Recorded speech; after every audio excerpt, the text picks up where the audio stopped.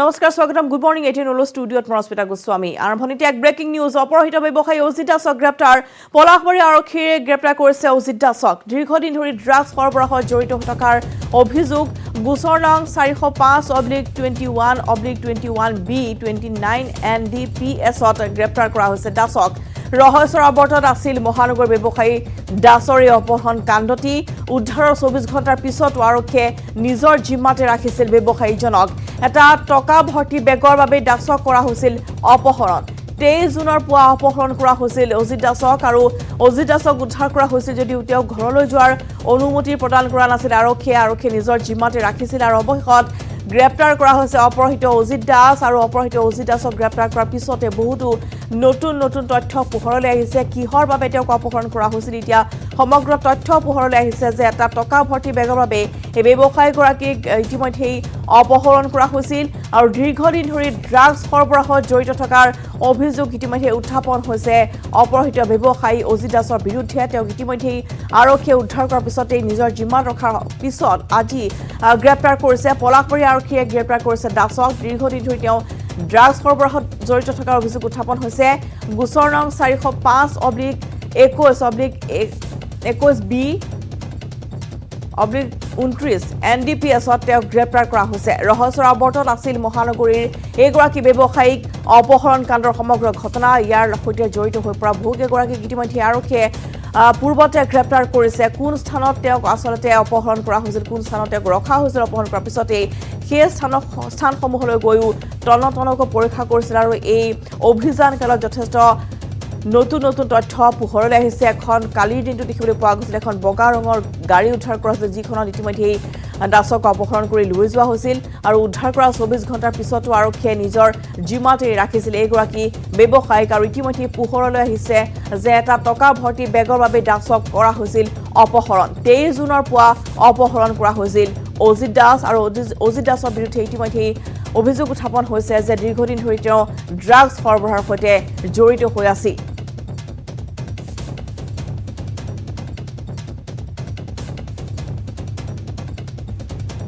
উদ্ধাৰ কৰাৰ পিছতো আৰক্ষীয়ে নিজৰ জিম্মাত ৰাখিছিল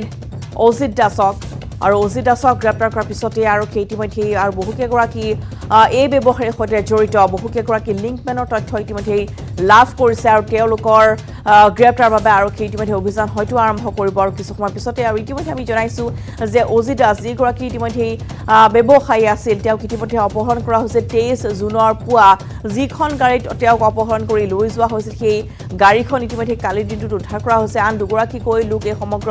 অপহৰণ কাণ্ডত জড়িত হৈ থকা লোক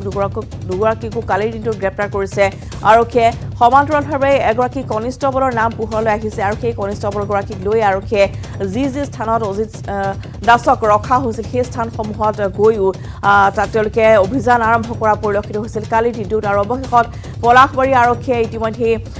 অজিত দাসক গ্ৰেপ্তাৰ কৰিছে অজিত দাসক 23 জুনৰ পুৱা অপহৰণ কৰি লৈ যোৱা হৈছিল এটা টকা ভৰ্তি বেগৰ বাবে অপহৰণ কৰা হৈছিল এইগৰাকী ড্ৰাগছ ব্যৱসায়িক দীৰ্ঘদিন ধৰি ড্ৰাগছ সৰবৰাহত জড়িত হৈ আছিল এইগৰাকী অজিত দাস আৰু এই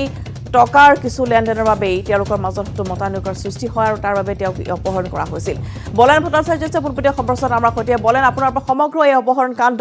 উদ্ধাৰ হোৱাৰ পিছত কি তথ্য এতিয়া পোহৰলৈ আহিছে আপোনাৰ পৰা অধিক জানিব বিচাৰিছোঁ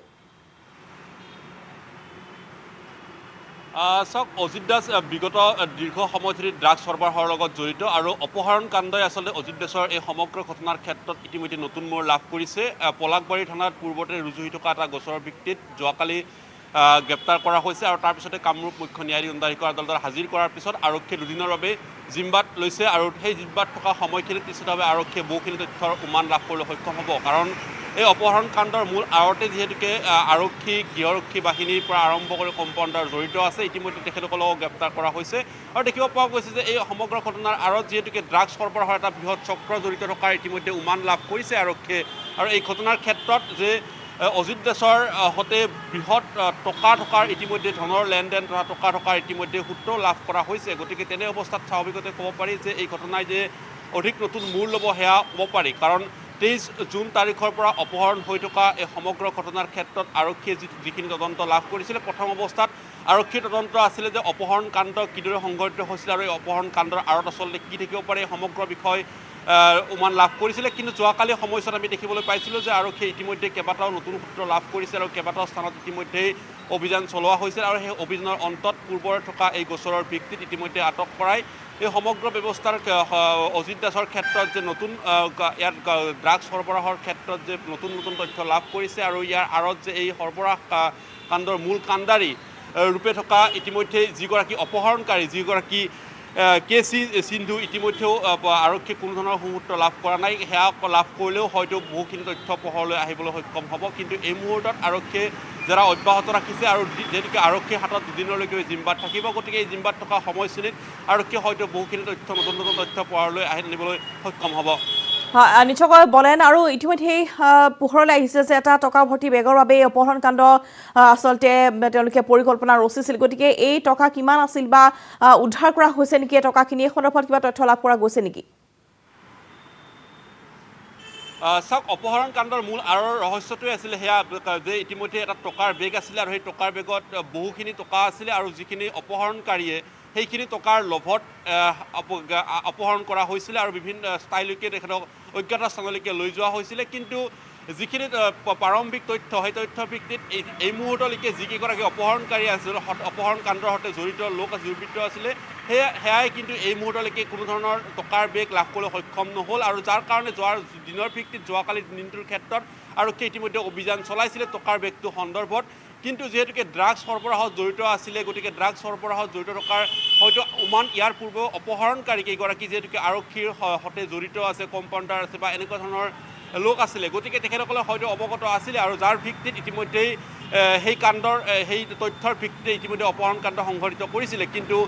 যিখিনি তথ্য এই মুহূৰ্তলৈকে আৰক্ষীৰ হাতত লাভ কৰিছে সেই টকাৰ বেগটো এই মুহূৰ্তলৈকে আৰক্ষীয়ে উদ্ধাৰ কৰিবলৈ সক্ষম হোৱা নাই টকাৰ বেগৰ সন্দৰ্ভত এই মুহূৰ্তলৈকে সম্ভেদ উলিয়াবলৈ সক্ষম হোৱা নাই হয়তো এই দুটা দিনত আৰক্ষীৰ যিখিনি জেৰা সেই জেৰাত হয়তো পোহৰলৈ আহিব আচলতে টকাৰ বেগটোৰ ক্ষেত্ৰত যি ধৰণৰ অপহৰণকাৰীয়ে সন্দেহ কৰিছিলে অপহৰণকাৰীয়ে ইতিমধ্যে তথ্য লাভ কৰি টকাৰ বেগৰ লোভত অপহৰণ কাণ্ড সংঘটিত কৰিছিলে সেই অপহৰণ কাণ্ডৰ সংঘটিত কৰা সেই অপহৰণকাৰীৰ যি মূল লক্ষ্য আছিলে টকাৰ বেগটো সেই টকাৰ বেগটো আৰক্ষীয়ে উদ্ধাৰ কৰিবলৈ সক্ষম হয় নে নহয় সেয়া হয়তো পৰৱৰ্তী সময় লক্ষ্য কৰিব নিশ্চয়কৈ বলেন আৰু যিগৰাকী বৰ্তমান আচলতে অপহৰণকাৰৰ মূল মাষ্টাৰ মাইণ্ড আছিল কে সিং সিন্ধু তেওঁ এতিয়াও পলাতক হৈ আছে গতিকে তেওঁক যদি গ্ৰেপ্তাৰ কৰিব পৰা যায় তেতিয়াহ'লে এই যি ড্ৰাগছ সৰবৰাহ ইয়াৰ সৈতে জড়িত হয়তো আৰু বহুকেইগৰাকী নতুন নতুন তথ্য বা নতুন নতুন লোকৰ নাম হয়তো পোহৰলৈ অহাৰ সম্ভাৱনা আছে যিহেতু আপুনি ইতিমধ্যে উল্লেখ কৰিছে যে আচলতে কনিষ্টবলো ইয়াতে কালি দিনটো দেখিবলৈ পোৱা গৈছিল যে নাম সাঙুৰ খাই পৰিছিল বা তেওঁলোকৰ কিছু যে লিংক আছিল এই সমগ্ৰ ঘটনা আৰক্ষী তদন্তত পোহৰলৈ অহা পৰিলক্ষিত হৈছিল বলে চাওক আওপকীয়াকৈ এই ধৰণৰ এটা বিষয় উত্থাপন কৰিব পাৰি যে অপহৰণ কাণ্ডৰ সৈতে যিহেতুকে কোনো ধৰণৰ দুৰ্বৃত্ত বা কোনো ধৰণৰ আচলতে তেনে সাধাৰণ লোক আচলতে জড়িত নহয় আমি দেখিবলৈ পাইছোঁ যে কনিষ্টবল গৃহৰক্ষী জোৱান হোমগাৰ্ড আৰম্ভ কৰি হাবিলদাৰ আৰু কম্পাউণ্ডাৰ এটা গ্ৰুপ হিচাপে এই কৰ্মৰ এই অপহৰণ কাণ্ড সংঘটিত কৰিছিলে তেনে অৱস্থাত স্বাভাৱিকতে এটা প্ৰশ্ন আহিছে যে আচলতে এই গ্ৰুপটোৱে বিগত সময়ছোৱাত এটা বেহা চলাই আহিছিলে নেকি যাৰ কাৰণে এই বেহাৰ ৰূপত এক কণ্ডলৰ সৃষ্টি হৈছিলে আৰু টকাৰ ভাগটো আচলতে অজিত দাসে আচলতে ল'বলৈ চেষ্টা কৰিছিলে এটা টকাৰ বৃহৎ অংক আচলতে ল'বলৈ চেষ্টা চলাইছিলে আৰু যাৰ কাৰণে অসন্তুষ্ট এই আটাইকেইজনে আচলতে অপহৰণ কাণ্ডৰ সূত্ৰপাত কৰিছে নেকি সেয়া কিন্তু এই মুহূৰ্তত ডাঙৰ প্ৰশ্ন যদিওবা আৰক্ষীয়ে এই মুহূৰ্তলৈকে তদন্তত সেই বিষয়টো লাভ কৰা হোৱা নাই হয়তো আৰক্ষীৰ তদন্তত সেই তথ্য যদি লাভ কৰা হয় তেতিয়াহ'লে নিশ্চিতভাৱে ঘটনাই নতুন মূল লাভ কৰিব আৰু আপুনি উল্লেখ কৰাৰ ধৰণে কে চি সিন্ধু যিগৰাকী মূল অপহৰণ কাণ্ডৰ লগত অভিযুক্ত সেই অভিযুক্তগৰাকীৰ বিৰুদ্ধে আৰক্ষীয়ে এই মুহূৰ্তত অভিযান অব্যাহত ৰাখিছে কিন্তু কোনো সংসূত্ৰ এই মুহূৰ্তলৈকে লাভ কৰাবলৈ সক্ষম হোৱা নাই নিশ্চিতভাৱে আৰক্ষীৰ অভিযানত আৰক্ষী সফল হ'লে সেইগৰাকী কে চি সিন্ধুৰ পৰা যথেষ্টখিনি তথ্য লাভ কৰি এই ঘটনাৰ তদন্তৰ ক্ষেত্ৰত অধিক আগবাঢ়িবলৈ সক্ষম হ'ব নিজক বলেন ধন্যবাদ জনাইছোঁ আপোনালোক এইখিনি তথ্য আপুনি জনোৱাৰ বাবে আৰু ইতিমধ্যে অজিত দাস যিগৰাকী ইতিমধ্যে অপহৰণ কৰা হৈছিল 23 জুনৰ পুৱা সেই অজিত দাসক ইতিমধ্যে আৰক্ষীয়ে উদ্ধাৰ কৰিছিল আৰু উদ্ধাৰ কৰাৰ পিছত অৱশেষত পলাশবাৰী আৰক্ষীয়ে পুৰণি এটি গোচৰৰ ভিত্তিত অজিত দাসক ইতিমধ্যে গ্ৰেপ্তাৰ কৰিছে আৰু ইতিমধ্যে আমি জনাওঁ যে ড্ৰাগছ সৰবৰাহৰ সৈতে জড়িত হৈ পৰিছিল অপহৃত এগৰাকী ব্যৱসায়ী অজিত দাস আৰু ইতিমধ্যে তেওঁ কৰা হৈছে গ্ৰেপ্তাৰ সমান্তৰালভাৱে দীৰ্ঘদিন ধৰি ড্ৰাগছ সৰবৰাহৰ সৈতে জড়িত হৈ থকা অজিত দাসক আৰু কোনে কোনে আচলতে এই ব্যৱসায়ীৰ সৈতে সহযোগ কৰিছিল ইতিমধ্যে পোহৰলৈ আহিছে বহুকেইগৰাকী ব্যক্তিৰ নাম সমান্তৰালভাৱে দেখিবলৈ পোৱা গৈছিল এই অপহৰণ কাণ্ডৰ মূল মাষ্টাৰমাইণ্ড কে সিং সিন্ধু তেওঁকো বিচাৰি আৰক্ষীয়ে ইতিমধ্যে উদ্ধাৰ অভিযান অব্যাহত ৰাখিছে আৰু ইতিমধ্যে আমি জনাইছো যে ৰহস্যৰ আৱৰ্তত সোমাই পৰিছিল এই মহানগৰীৰ এগৰাকী ব্যৱসায়িক অপহৰণ কাণ্ডৰ যে কোন জড়িত হৈ পৰিছিল আৰু কিহৰ বাবে ইতিমধ্যে পোহৰলৈ আহিছে যে এটা টকা ভৰ্তি বেগৰ বাবে তেওঁলোকৰ সৈতে হয়তো মনোমালিন্য ঘটিছিল এই ব্যৱসায়ৰ সৈতে জড়িত হৈ থকা এইগৰাকী ব্যক্তিৰ বাবে আৰু ইতিমধ্যে তেওঁক অজিত দাসক অপহৰণ কৰাৰ তেওঁলোকে পৰিকল্পনা ৰচনা কৰিছিল আৰু ইয়াৰ মূল মাষ্টাৰমাইণ্ড কে সিং সিন্ধু এতিয়া পলাতক হৈ আছে তেওঁক গ্ৰেপ্তাৰ কৰাৰ পিছতে হয়তো আৰু বহুতো তথ্য পোহৰলৈ আহিব ইতিমধ্যে এই ড্ৰাগছ সৰবৰাহৰ সৈতে বা এই অপহৰণ কাণ্ডৰ সৈতে জড়িত হৈ থকা কম্পাউণ্ডাৰ লগতে হাবিলদাৰ কনিষ্টবলৰ নামো পোহৰলৈ আহিছে বা তেওঁলোকক সোধা পোছা ইতিমধ্যে আৰক্ষীয়ে কৰিছে আৰু ইতিমধ্যে আচলতে দেখিবলৈ পোৱা গৈছে যে অপহৰণ কাণ্ড সমগ্ৰ অপহৰণ কাণ্ডটি ৰহস্যৰ আৱৰ্তত সোমাই পৰিছিল আৰু অপহৰণ কৰাৰ উদ্ধাৰ কৰা এগৰাকী ব্যৱসায়িক উদ্ধাৰ কৰা 24 ঘণ্টাৰ পিছত অৱশেষত আৰক্ষীয়ে তেওঁক গ্ৰেপ্তাৰ কৰিছে নিজৰ জিম্মাত ৰাখিছিল আৰু অৱশেষত গ্ৰেপ্তাৰ কৰা হৈছে অপহৃত ব্যৱসায়ী অজিত দাসক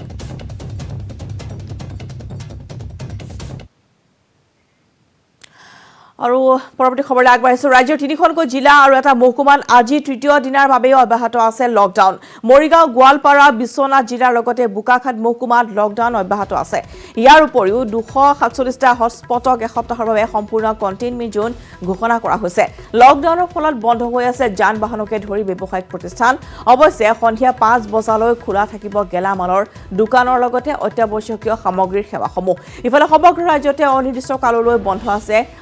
জিলা যাতায়াত ৰাজ্যৰ 3 জিলা আৰু এটা মহকুমাত আজি তৃতীয় দিনৰ বাবেও লকডাউন অব্যাহত আছে আৰু এই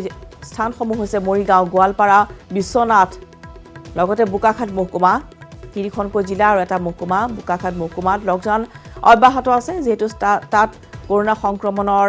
সংখ্যা যথেষ্ট বৃদ্ধি পাইছিল আৰু যাৰ বাবে ৰাজ্যৰ প্ৰশাসনে ইতিমধ্যে ঘোষণা কৰিছিল 3খনকৈ জিলাত লকডাউন সম্পূৰ্ণৰূপে আৰু এটা মহকুমাত তৃতীয় দিনৰ বাবেও আজি অব্যাহত আছে লকডাউন মৰিগাঁও গোৱালপাৰা বিশ্বনাথ জিলাৰ লগতে বোকাখাট মহকুমাত লকডাউন অব্যাহত আছে আজি তৃতীয় দিন ইয়াৰ উপৰিও 247টা হটস্পটক এসপ্তাহৰ বাবে সম্পূৰ্ণ কণ্টেইনমেণ্ট জোন ঘোষণা কৰা হৈছে আৰু এই লকডাউনৰ ফলত যান বাহনকে আদি কৰি ব্যৱসায়িক অনুষ্ঠান প্ৰতিষ্ঠানসমূহ বন্ধ হৈ আছে আমি পুনপটীয়া সম্প্ৰচাৰলৈ গৈছো ৰিংকু দাস আছে আমাৰ সৈতে ৰিংকু আপোনাৰ পৰা আমি জানিব বিচাৰিছো যেহেতু গোৱালপাৰা দেখিবলৈ পোৱা গৈছে যে লকডাউন অব্যাহত আছে আজি তৃতীয়টো দিন গতিকে এই লকডাউনৰ সময়ছোৱাত কেনেধৰণৰ পৰিৱেশ দেখিবলৈ পোৱা গৈছে আপোনাৰ পৰা অধিক জানিব বিচাৰিম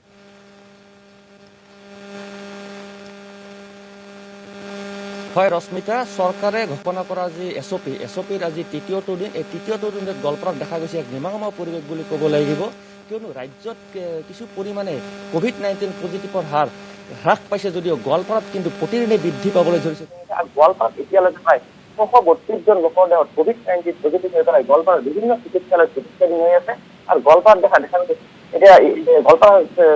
কণ্টেইনমেণ্ট জোন হিচাপে ঘোষণা কৰিছে গোৱালপাৰা চৰকাৰে আৰু গোৱালপাৰা 6টা স্থানীয় স্কিমতে যে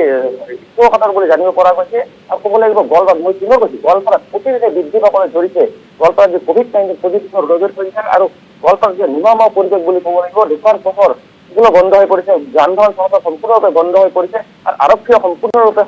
যিসকল লোকে সান্ধ্য অমান্য কৰি পেলাই ৰাস্তাত ওলাই আহিছে সেই লোকসকলক আৰক্ষীৰ আইনী ব্যৱস্থা লোৱা বুলি জানিব পৰা গৈছে হয় ৰশ্মিতা অৰ্থাৎ এই লকডাউনলৈ গোৱালপাৰাবাসী ৰাইজে সম্পূৰ্ণ সহযোগিতা আগবঢ়াইছে হয় ৰশ্মিতা ক'ব লাগিব গোৱালপাৰাবাসী ৰাইজে সম্পূৰ্ণ সহায় আগবঢ়াইছে প্ৰশাসনে যি ধৰণৰ বা চৰকাৰে যি ধৰণৰ ঘোষণা কৰিছিল যে সকলোৱে সামাজিক দূৰত্ব বজাই ৰাখিব লাগিব মুখত মাস্ক পৰিধান কৰিব লাগিব সকলোৱে ঘৰত থাকিব লাগিব সকলোৱে গোৱালপাৰাবাসী ৰাইজেও কিন্তু সকলোৱে নিজৰ ঘৰত থকা পৰিলক্ষিত হৈছে হয় ৰশ্মিতা নিশ্চয় ৰিংকু দাস ধন্যবাদ জনাইছো আপোনালৈ গোৱালপাৰাৰ পৰিৱেশ ইতিমধ্যে ৰিংকু দাসে জনাইছে যে এক নিমামা পৰিৱেশ যিটো লকডাউন বৰ্তমান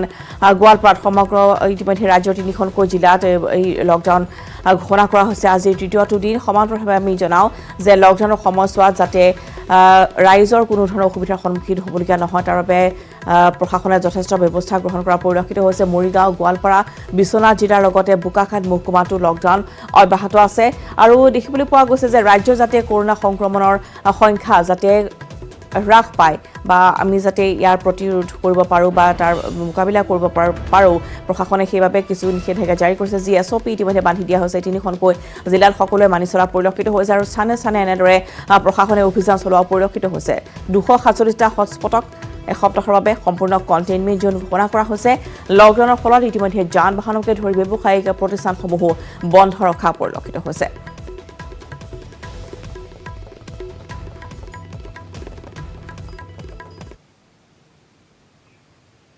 ফলে নগাঁও কোভিড হস্পিটেলৰ পৰা পলাতক ৰোগীক উদ্ধাৰ কৰা হৈছে জাজৰিত উদ্ধাৰ কৰা হৈছে পলাতক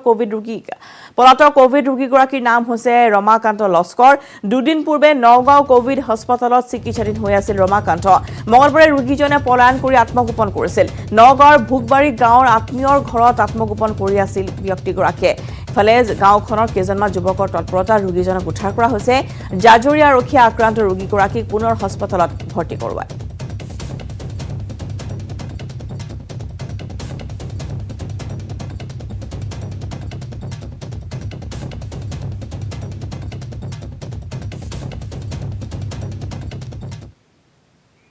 অসমৰ ক্ৰীড়া জগতৰ বাবে এটা দুখ খবৰ টকিঅ' অলিম্পিকলৈ যোগ্যতা অৰ্জনত ব্যৰ্থ হ'ল হিমা দাস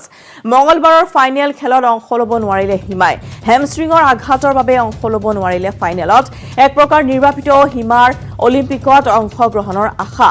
আঘাতেৰে মহিলাৰ ব্যক্তিগত 200 মিটাৰৰ ফাইনেলৰ বাবে ট্ৰেকত নামিও ষষ্ঠ স্থানতেই থমকিল হিমা দাস হিমাই এতিয়া অলিম্পিকৰ যোগ্যতা অৰ্জনৰ বাবে নাইজেৰিয়া দললৈ বাট চাব লাগিব পুনৰবাৰ জনাইছো যে অসমৰ ক্ৰীড়া জগতৰ বাবে এটা দুখবৰ যেটো সকলোৱে আশা কৰি আছিল হিমা দাস যাব অলিম্পিকলৈ কিন্তু টকিঅ' অলিম্পিকলৈ যোগ্যতা অৰ্জনত এতিয়া ব্যৰ্থ হৈ পৰিছে হিমা দাস মঙলবাৰৰ যি ফাইনেল আছিল সেই খেলত তেওঁ অংশ ল'ব নোৱাৰিলে হেমষ্ট্ৰিঙৰ আঘাতৰ বাবে অংশ ল'ব নোৱাৰিলে হিমা দাসে এক প্ৰকাৰ নিৰ্বাপিত হ'ল এতিয়া হিমাৰ অলিম্পিকত অংশগ্ৰহণৰ আশা কিন্তু আঘাতেৰে তেওঁ মহিলাৰ ব্যক্তিগত 200 মিটাৰৰ ফাইনেলৰ বাবে ট্ৰেকত নামিছে যদিও ষষ্ঠ স্থানতেই থমকি ৰ'বলগীয়া হ'ল হিমা দাস হিমাই এতিয়া বাট চাব লাগিব নাইজেৰিয়া দললৈ অলিম্পিকত যোগ্যতা অৰ্জনৰ বাবে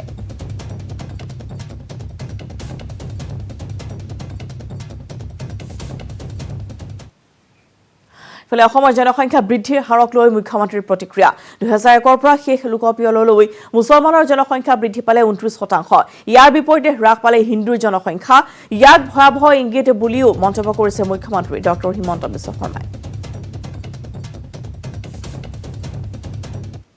I do not think that there is any reaction from any Muslim people because All Assam Minority Students Union, both the group has met me in last 1 month twice and they have openly welcomed that yes, Muslim population in Assam needs population control measures or they need to control population. I am meeting lot of Muslim intellectuals in the month of July. And I am sure that they are going to support state government policy because this is the only way through which we can eradicate poverty and illiteracy from the Muslim minorities of Assam. We are meeting all the Muslim intellectuals. On 4th, I am going to meet 150 Muslim intellectuals of Assam. We have invited. Later on, I am going to have intensive meeting with various other socio-political organizations of Muslim community. And I am sure that this is for the welfare of the minority community. We are talking about their well-being. So I don't think there is any resistance from inside the community. ডিব্ৰুগড়ত এক ভয়াবহ অগ্নিকাণ্ডৰ ঘটনা ডিব্ৰুগড়ৰ Graham বজাৰ শিশু ভাৰতী স্কুলৰ কাষতে এই বিধ্বংসী অগ্নিকাণ্ডৰ সূত্ৰপাত হয় নিমিষতে অনিয়ন্ত্ৰিত হৈ পৰা বিধ্বংসী অগ্নিকাণ্ডত জাহ যায় প্ৰায় 20 আৰু অধিক বাসগৃহ ভয়াবহ অগ্নিকাণ্ডত বিস্ফোৰিত হয় প্ৰায় 8টাকৈ এলপিজি চিলিণ্ডাৰ অগ্নিকাণ্ডত শৰ্ট চাৰ্কিটৰ ফলতে সংঘটিত হয় বুলি একাংশ আৱাসীয়ে প্ৰকাশ কৰিছে অৱশেষত অগ্নি নিৰ্বাপক বাহিনীৰ কেইবাখনো বাহনে জুই নিৰ্বাপন কৰিবলৈ সক্ষম হয় ডিব্ৰুগড়ত দেখিবলৈ পোৱা গৈছে যে এটা ভয়াবহ অগ্নিকাণ্ডৰ সূত্ৰপাত হৈছিল গ্ৰেহেম বজাৰৰ শিশু ভাৰতী স্কুলৰ কাষতেই এই অগ্নিকাণ্ডৰ সূত্ৰপাত হয় নিমিষতে অনিয়ন্ত্ৰিত হৈ পৰে বিধ্বংসী অগ্নিকাণ্ডত য'ত প্ৰায় 20টাৰো অধিক বাসগৃহ সম্পূৰ্ণৰূপে জ্বাহ যোৱা পৰিলক্ষিত হয় ভয়াবহ অগ্নিকাণ্ডত বিস্ফোৰিত হয় প্ৰায় 8টাকৈ এলপিজি চিলিণ্ডাৰ এই শৰ্ট চাৰ্কিটৰ ফলতেই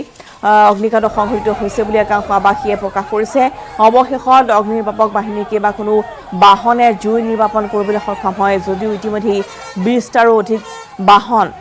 এই অগ্নিকাণ্ডৰ সম্পূৰ্ণৰূপে ছাই হৈ পৰে এক ভয়ংকৰ অগ্নিকাণ্ডৰ দৃশ্য আমি দেখুৱাইছোঁ নিশাৰ ভাগত এয়া ডিব্ৰুগড় গ্ৰেহেম বজাৰত সংঘটিত হৈছে এই বিধ্বংসী অগ্নিকাণ্ডত জুইৰ লেলিহান শিখাই নিমিষতে ছাই কৰি পেলাই প্ৰায় 20টাৰো অধিক বাসগৃহ 8টাকৈ চিলিণ্ডাৰ বিস্ফোৰণ হোৱাৰ ফলতেই এই অগ্নিকাণ্ডই যথেষ্ট এক ভয়ংকৰ ৰূপ ধাৰণ কৰে আৰু যাৰ ফলত আতংকিত হৈ পৰে সৰ্বসাধাৰণ জনতা আৰু গ্ৰেহেম বজাৰত এই বিধ্বংসী অগ্নিকাণ্ডৰ ঘটনাত ইতিমধ্যে বহু লক্ষাধিক টকাৰ সম্পত্তি বিনষ্ট হোৱা অৰ্থাৎ অগ্নিকাণ্ডত জাহ যোৱা বুলি স্থানীয় ৰাইজে ব্যক্ত কৰিছে। শ্বৰ্ট চাৰ্কিটৰ ফলতে অগ্নিকাণ্ডৰ সূত্ৰপাত হোৱাৰ সন্দেহ কৰা হৈছে।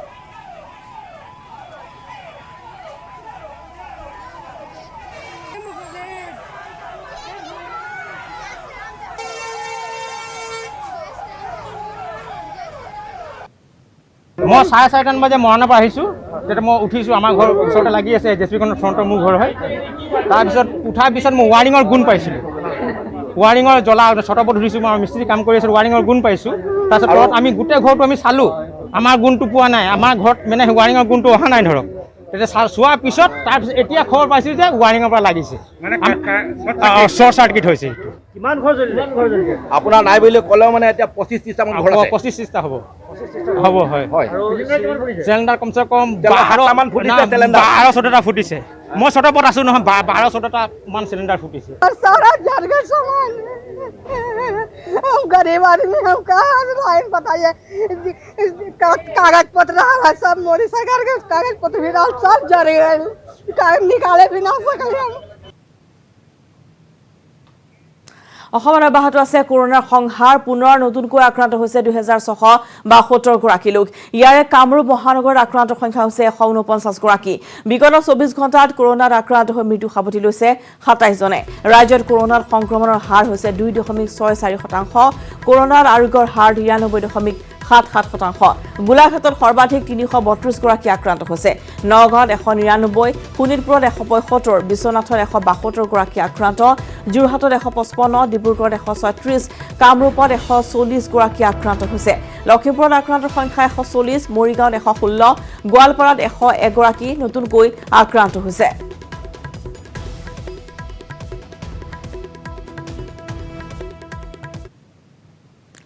ইফালে নগাঁৱত মঙলবাৰে পুনৰ বৃদ্ধি পাইছে কৰোনা আক্ৰান্তৰ সংখ্যা। এটা দিনতে কৰোনা আক্ৰান্তৰ সংখ্যাই পাৰ কৰিছে 200ৰ ঘৰ। 202জনকৈ লোক আক্ৰান্ত হৈছে কৰোনাত। সোমবাৰে 156 গৰাকীৰ দেহত ধৰা পৰিছিল কৰোনাৰ সংক্ৰমণ। 4883 গৰাকী ব্যক্তি কৰা হৈছিল কোভিড পৰীক্ষা। সামান্য বৃদ্ধি পাইছে এতিয়া পজিটিভিটিৰ ৰেট।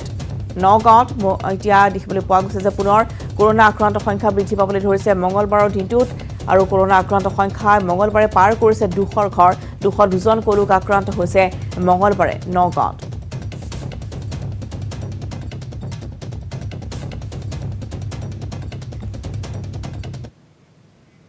ইতিমধ্যে আমি জনাইছো যে ৰাজ্যৰ 3 জিলা আৰু এটা মহকুমাত আজি তৃতীয় দিনৰ বাবে অব্যাহত আছে লকডাউন। মৰিগাঁও, গোৱালপাৰা, বিশ্বনাথ জিলাৰ লগতে ইতিমধ্যে বোকাখাত মহকুমাতো লকডাউন অব্যাহত আছে। ইয়াৰ উপৰিও 247টাকৈ হটস্পটক এসপ্তাহৰ বাবে সম্পূৰ্ণ কণ্টেইনমেণ্ট জোন ঘোষণা কৰা হৈছে। লকডাউনৰ ফলত বন্ধ হৈ আছে যান বাহনকে আদি কৰি ব্যৱসায়িক প্ৰতিষ্ঠান। অৱশ্যে সন্ধিয়া 5 বজালৈকে গেলামালৰ যিসমূহ দোকান আছে সেইসমূহ খোলা থাকিব, লগতে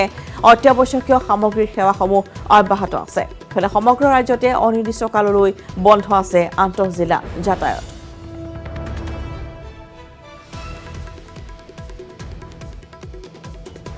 আৰু পলাফুকনে দেখুৱাব যে কেনেধৰণে আচলতে এতিয়া দেখিবলৈ পোৱা গৈছে যে লকডাউনৰ ফলত কেনেধৰণৰ ব্যৱস্থা গ্ৰহণ কৰা হৈছে। আমি পলাফুকন আপোনাৰ পৰা জানিব বিচাৰিছোঁ, যিহেতু ইতিমধ্যে দেখিবলৈ পোৱা গৈছে যে লকডাউনৰ আজি তৃতীয়টো দিন, গতিকে কেনেধৰণৰ পৰিৱেশ এই মুহূৰ্তত আপুনি প্ৰত্যক্ষ কৰিছে তাত?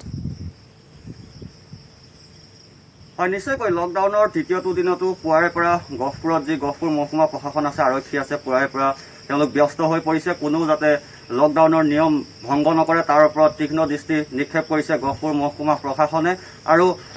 সমগ্ৰ বিশ্বনাথ জিলাখনতে বৰ্তমান 5500তকৈ অধিক লোক কোভিড আক্ৰান্ত হৈছে। আৰু আমি গহপুৰ মহকুমালৈ যদি চাওঁ, সৰ্বমুঠ 2052 গৰাকী লোক এতিয়া বৰ্তমানলৈকে কোভিড আক্ৰান্ত হৈছে। আৰু ইয়াৰে এক্টিভ কেছ হিচাপে বৰ্তমান 644 গৰাকী আছে। আৰু ইতিমধ্যে 1381 গৰাকীয়ে ডিচাৰ্জ লাভ কৰিছে। আৰু 17 গৰাকী লোকৰ কিন্তু বৰ্তমানলৈকে কোভিডত আক্ৰান্ত হৈ মৃত্যুবৰণ কৰিবলগীয়া হৈছে। আৰু এইখিনিতে এটা অতি গুৰুত্বপূৰ্ণ কথা যে শিশু আক্ৰান্ত হ'বলৈ ধৰিছে শেহতীয়াকৈ।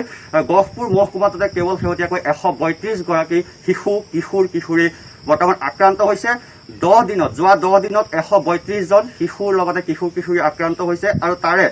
57 জন 10 বছৰৰ ভিতৰত 57 জন শিশু আক্ৰান্ত হৈছে। আৰু 11ৰ পৰা 18 বছৰলৈ 75 জন কিন্তু কিশোৰ, কিশোৰী আক্ৰান্ত হৈছে। ই এক প্ৰকাৰ অতি মানে ভয়ংকৰ খবৰ হিচাপে পৰিগণিত হৈছে। আৰু আমি স্বাস্থ্য বিভাগৰ লগত কথা পাতিছিলোঁ, তেওঁলোকে জনাইছে যে চিন্তাৰ কোনো কাৰণ নাই। আৰু কেইবাজনো ইতিমধ্যে শিশুৱে হওক বা কিশোৰী ডিচাৰ্জ লাভ কৰিবলৈ সক্ষম হৈছে তেওঁলোকৰ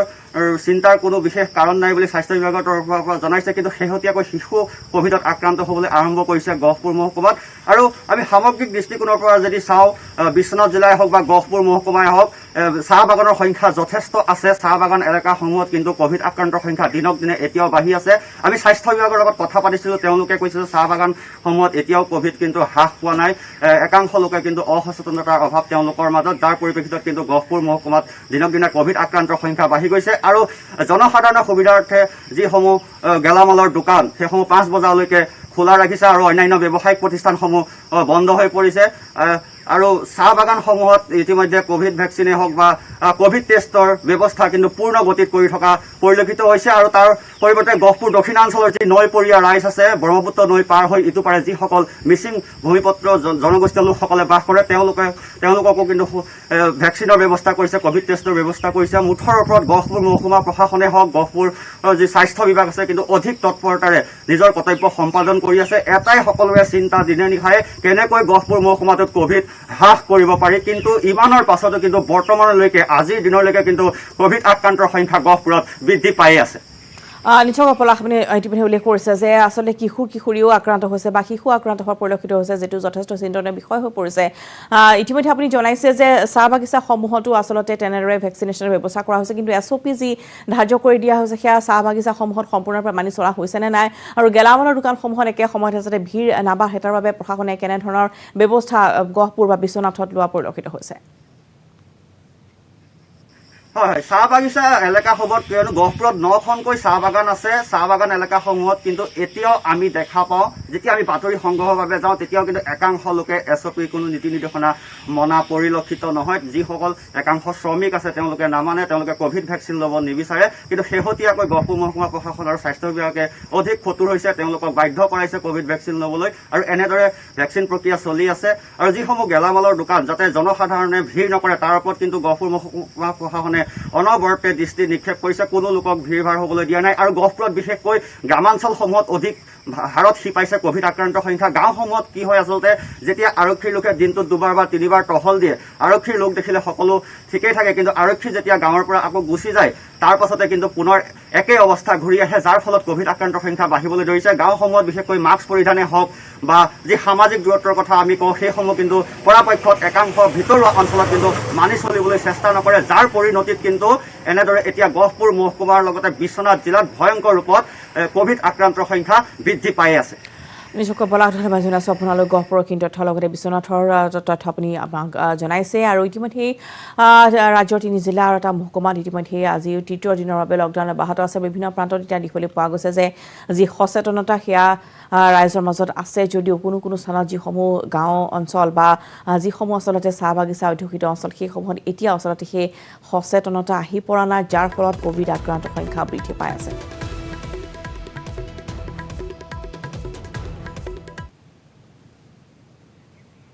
খবৰ দি যাম গুড মৰ্ণিং 18 সময় হৈছে আন এটি বিৰতি